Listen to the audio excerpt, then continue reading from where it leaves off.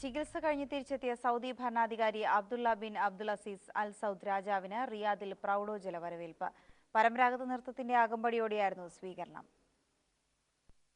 പ്രത്യേക വിമാനത്തിൽ ഉച്ചയ്ക്ക് 2 മണിയോടെയാണ് Riyadh King Khalid Abdul Azeez രാജ്യാന്തര വിമാനത്താവളത്തിലെ റോയൽ ടെർമിനലിൽ ഇറങ്ങിയത്.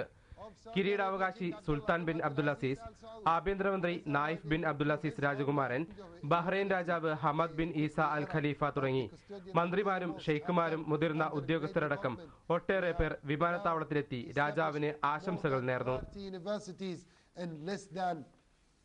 തുടർന്ന് കാറിൽ കൊട്ടാരത്തിലേക്ക്.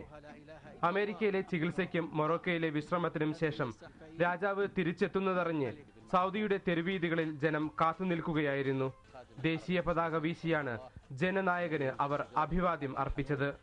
ചരിത്രത്തിൽ ആദ്യമായാണ് ഇത്രയധികം സ്വദേശി വനിതകൾ തെരുവിലിറങ്ങി രാജാവിനെ വരവേൽക്കുന്നത്. ആരോഗ്യസ്ഥിതി സംബന്ധിച്ച് അഭ്യൂഹങ്ങളുണ്ടായിരുന്ന പശ്ചാത്തലത്തിലാണ് കൂടുതൽ പേർ രാജാവിനെ നേരിട്ട് കാണാനെത്തിയത്. ദേശീയ പതാകകളും വർണ്ണദീപങ്ങളും കൊണ്ട് അലങ്കരിച്ച് രാജ്യമൊട്ടുക്കും ഉത്സവ പ്രതീതിയായിരുന്നു.